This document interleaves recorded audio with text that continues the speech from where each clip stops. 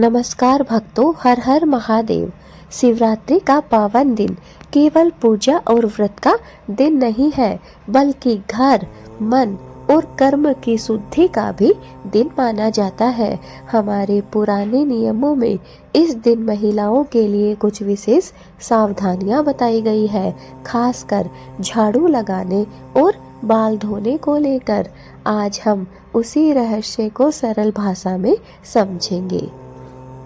दोस्तों, मान्यता है कि शिवरात्रि के दिन घर में सकारात्मक ऊर्जा सबसे ज़्यादा सक्रिय रहती है, इसलिए सुबह ब्रह्म मुहूर्त या फिर सूर्योदय के बाद हल्की सफाई करना शुभ माना जाता है।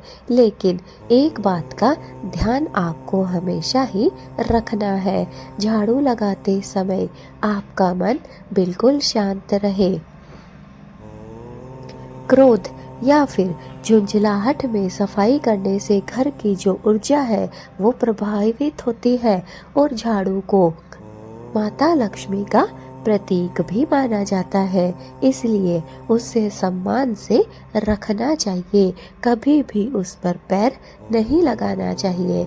अब बात करते हैं बाल धोने की। कई परंपराओं में कहा गया है कि शिवरात्रि के दिन महिलाएं बाल धो सकती हैं, लेकिन पूजा से पहले स्नान और शुद्धि के भाव से उसका उद्देश्य शरीर ही नहीं बल्कि मन को भी पवित्र करना होना चाहिए। याद रखिए, नियम का असली अर्थ होता है सजगता और श्रद्धा, अंधविश्वास नहीं बल्कि भावना महत्वपूर्ण होती है। यदि आप शिवरात्रि के दिन स्नान करके साफ वस्त्र पहनकर घर को स्वच्छ रखकर शिव का स्मरण करती है तो यह आपके परिवार में शांति, सौभाग्य और सकारात्मक ऊर्जा को बढ़ावा देता है। पूजा से पहले हाथ जोड़कर भगवान शिव और माँ पार्वती से कहे, हे भोलेनाथ, हे माँ पार्वती, मेरे घर और मन को पवित्र रखें, मेरे परिवार में प्रेम और समृद्धि बनी रहे। फिर आपको 11 बार ओम नमः शिवाय, ओम नमः शिवाय, ओम नमः शिवाय मंत्र का जाप करना है। भक्तों, शिवरात्रि हमें सिखाती है बाहरी सफाई के साथ भीतरी भी शुद्धि होनी जरूरी है। जब मन साफ होता है, स्वच्छ होता है, तभी शिव की कृपा सहज ही बरसती है। सिर्फ कहने का मतलब यही है कि साफ सफाई सिर्फ बाहरी नहीं होती है बल्कि भीतरी भी होती है। बाहर से हम कह देंगे कि शिवरात्रि है, शिवरात्रि के दिन आपको सफाई नहीं करनी है, झाड़ू नहीं लगानी है, सर नहीं धोना है, स्नान दान करना है और पूजा पाठ करनी है। क्या ये सही है? नहीं भक्तों, ये सही नहीं है। चाहे शिवरात्रि का दिन कोई भी वार हो, किसी भी वार को अगर बड़ा त्योहार होता है तो हम उस दिन सर धो सकते हैं, सफाई कर सकते हैं। वार से बड़ा त्योहार होता है, त्योहार पर वार को नहीं देखा जाता है। दोस्तों, वार हर 7 दिन में एक बार घूम कर आ जाता है, लेकिन जो त्योहार है, जो शिवरात्रि हम मना रहे हैं, वो 12 महीने में एक बार आएगी।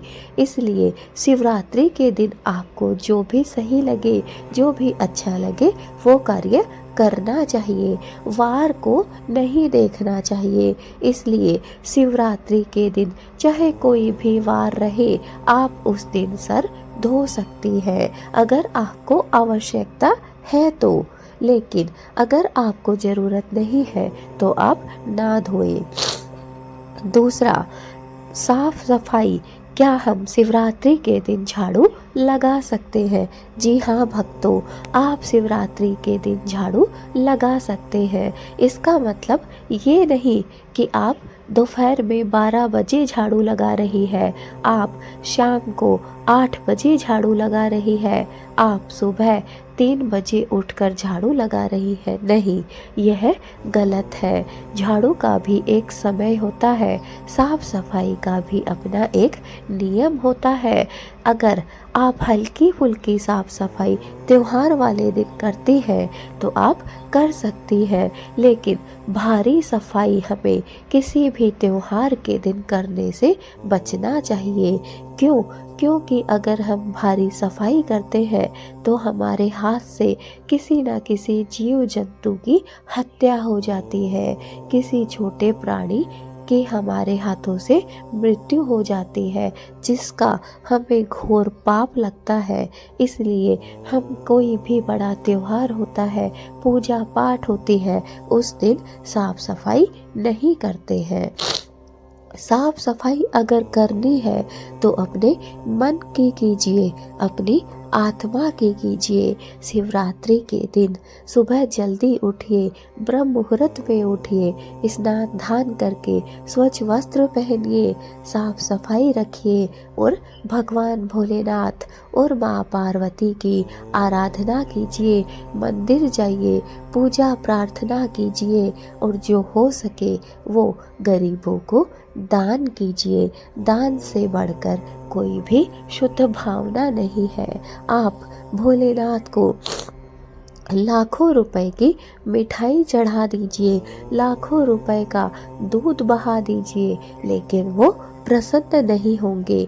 वो प्रसन्न होंगे आप गायों को चारा खिलाइए, आप कुत्तों को भोजन कराइए, आप गरीब जो समर्थ नहीं है कुछ कमाने में, कुछ खाने में, जो भूखे हैं, 2 दिन से भूखे हैं, 4 दिन से भूखे हैं, दरिद्र ब्राह्मण है, उन्हें भोजन कराइए, गरीब बच्चों को दान करिए। उससे बढ़कर कुछ भी दान नहीं है। अगर आप चाहते हैं भोलेनाथ और माँ पार्वती को प्रसन्न करना तो अपने हाथ से कम 10 रुपए खर्च करके देखिए।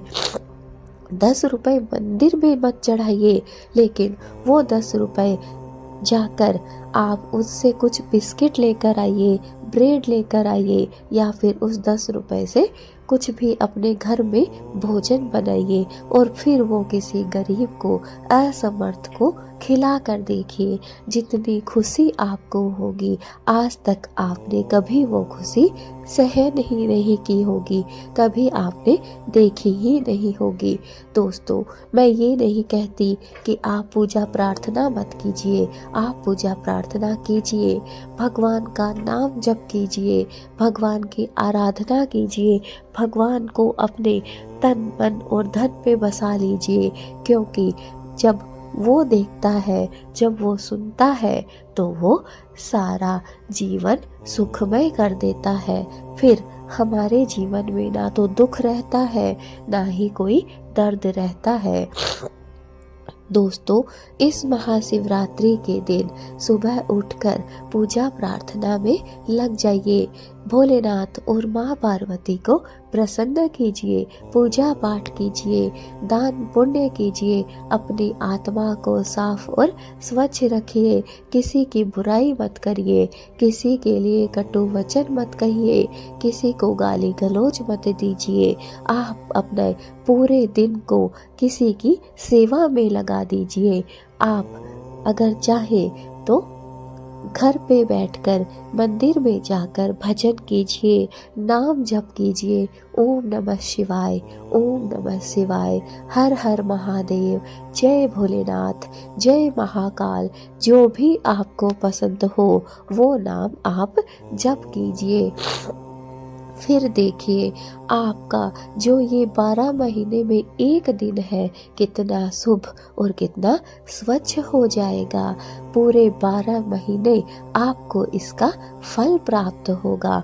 दोस्तों, अगर कुछ करना है तो परोपकार कीजिए, परोपकार से बढ़कर कोई भी कार्य नहीं है। अपना कर्म कीजिए जो कि आप करते आ रहे हैं, जो कार्य आप कर रहे हैं, धीरे धीरे उसमें थोड़ा थोड़ा बदलाव कीजिए, उसे धीरे धीरे बढ़ाइए। अगर आप अपने माता पिता की सेवा कर रहे हैं तो बहुत अच्छी बात है। आज के बाद धीरे धीरे थोड़ा थोड़ा आप किसी और भी बड़े बुजुर्ग की थोड़ी सी सेवा करके देखें। अगर आप अपने पत्नी बच्चों की सेवा कर रहे हैं, बहुत अच्छी बात है। थोड़ा सा और आगे बढ़ के देखिए, जो दुनिया में गरीब बच्चे हैं, गरीब महिलाएं हैं, जिनको खाने के लिए भोजन नहीं है, पहनने के लिए वस्त्र नहीं है, सोने के लिए छत नहीं है, कम से कम 2-5 रुपए की उनकी मदद दिन में एक बार जरूर करके देखिए। दोस्तों, मैं तो कहती हूँ कि सिर्फ दिन में सिर्फ एक बार आप किसी एक जरूरतमंद की आवश्यकता को पूर्ण कर दीजिए। मैं कहती हूँ आपको किसी भी मंदिर जाने की जरूरत ही नहीं पड़ेगी। अगर कोई भी ऐसा इंसान है, सबसे बड़ी होती है भूख। भूख से बढ़कर कोई भी कार्य नहीं होता है।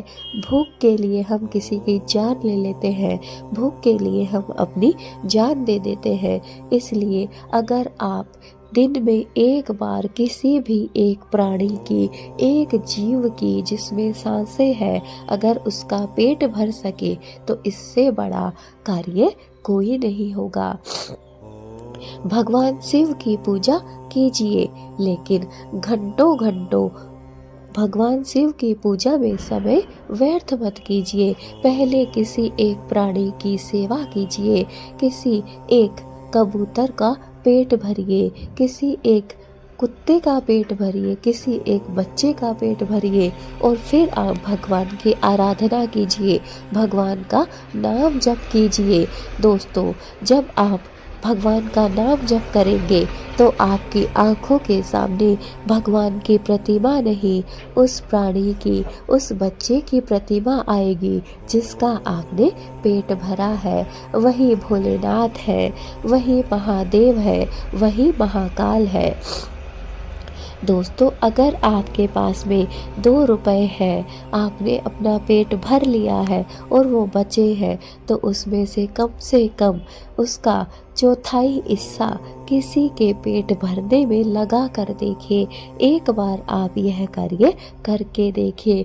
मैं कहती हूँ कि हर एक शिवरात्रि आप प्रण कर लेंगे कि 12 महीने में एक दिन हम किसी का पेट अवश्य भरेंगे।